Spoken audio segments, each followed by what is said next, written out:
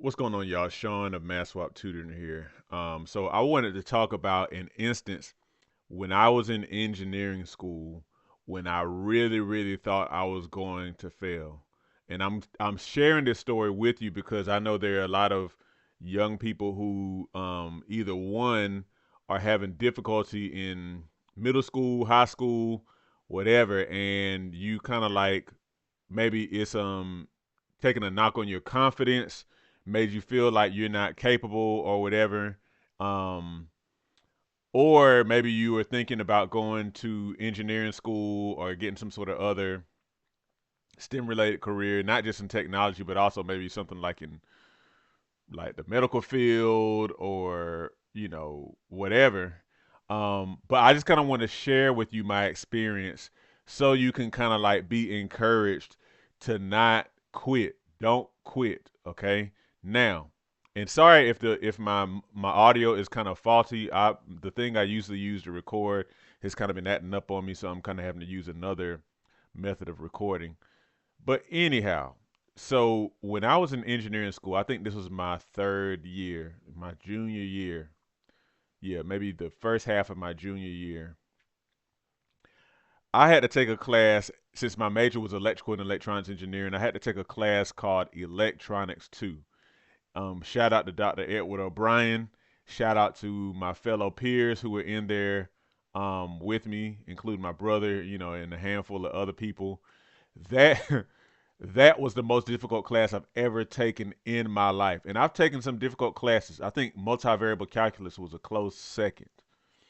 Um, but that was the most difficult class I have ever taken in my life. Dr. O'Brien was definitely a great teacher. He was the type that would give you a whole lot of information and then quiz you very shortly thereafter.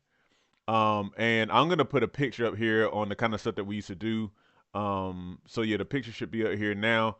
Basically, we had to um, a lot of this class with electronics. It was about creating circuits that had like op amps and transistors and stuff like that, and being able to for example, amplify a signal. You put a signal into the circuit, and then you put in a series of op amps. There are no op amps in this particular circuit, but you put in a series of op amps or transistors or whatever, and you create an amplifier. And you want to get a certain kind of signal um, out of the circuit, and we would have to develop these, mathematically and all that kind of stuff in an engineering fashion, like on paper.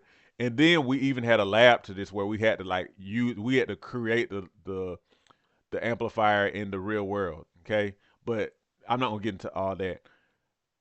Like I said, the most difficult part of this was the fact that we would have to develop these circuits, and then we would be, or we would learn about this stuff, and it was already pretty complex. Trying to remember, how collectors, bases, and emitters of transistors worked, and what happens to a signal going through all these different spots, and just how to read circuits. But we would be quizzed on it.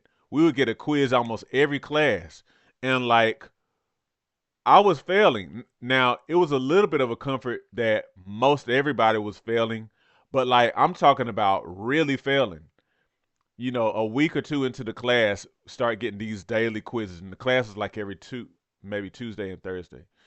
And so I'm talking about really failing.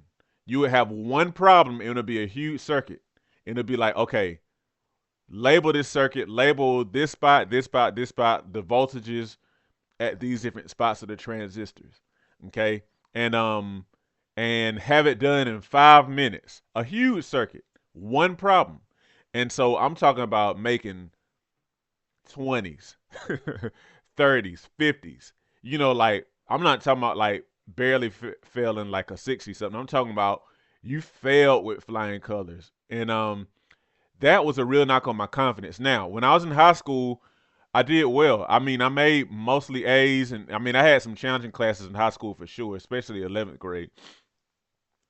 And that's where I really started to learn to study. But this was like, no matter what I did, it was like they say, trying to take a drink out of a fire hose, and then you just not getting enough, and it's like I don't know what's going on, and so I was like prior to that time, I had to withdraw from my first uh, attempt at physics one. Physics was very difficult too. It was calculus based. But then I went back and I made a B in the class. And then when I went into physics two, I withdrew from that class. Long story short, the fact that I had withdrawn from classes and then took them again, it meant that if I wanted to graduate in 4 years, I could not I could not withdraw anymore after those two withdrawals.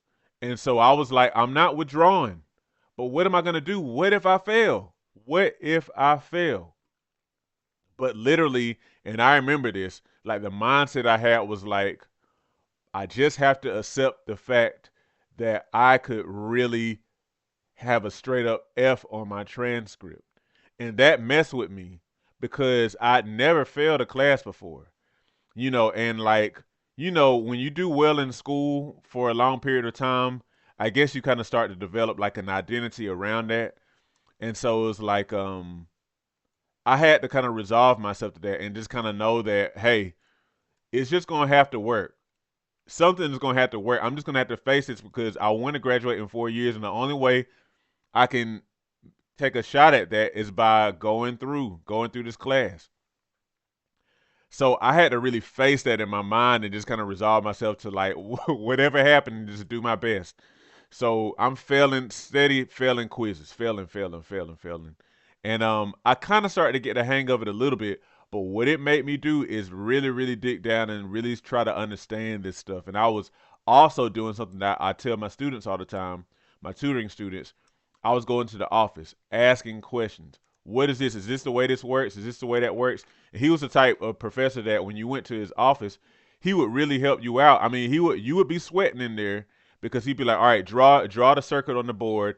All right, tell me what's going on." And so he would kind of walk you through it, and you'd be like, "Oh, okay." I still lacked a lot of understanding, but I got more understanding I would have if I just was like timid and never asked him anything. Long story short, I ended up passing that class with a C, but that was a hard earned C, and I was proud of it because I was glad to get out the class. The reason why I'm telling you about my experience is because I hope that you can kind of identify with it because I know a lot of times students kind of get their confidence hurt whenever they're failing and they start to like not believe in their abilities and whatnot. Just keep going. What you probably need to do is when you get pushed up against a wall like that, search for your way to learn. It's kind of hard sometimes to separate yourself from the experience such that you don't really kind of start to see it as like some sort of um, you know, sign that you're not capable because it's not really that. But I encourage you search for the way that you learn best, and don't let this make you feel like you're not capable of passing. Don't let it make you feel like you're not capable of pursuing a particular career field, because again, going through engineering school, that was my experience. And even if you plan on being an engineer and you're hearing what I'm saying, like, ooh, we, or I don't, don't just try to avoid a whole career path just because you heard that I said I had a real hard class. It may not necessarily be your experience in that class, but it could be your experience in another one. But understand my main point for recording this video. Don't give up. If you really want to do this thing, you just have to understand that there are going to be some points where you're going to feel like, man, I don't know if I'm going to pass. But like, use this as an opportunity. Just understand this is like a refinement. This is gonna help make you better. It's gonna mature you. It's gonna help you to kind of dig a bit deeper, and ultimately, it's for your good. Okay, so let me know how you feel about this. Um, don't give up. Don't give up. Hey, thank you for watching this video. If you need math tutoring or you need SAT math help, look in the description to find out how you can sign up today. Also, don't forget to like, share, and subscribe so you stay in touch with Math Swap Tutoring on YouTube. Have a good one.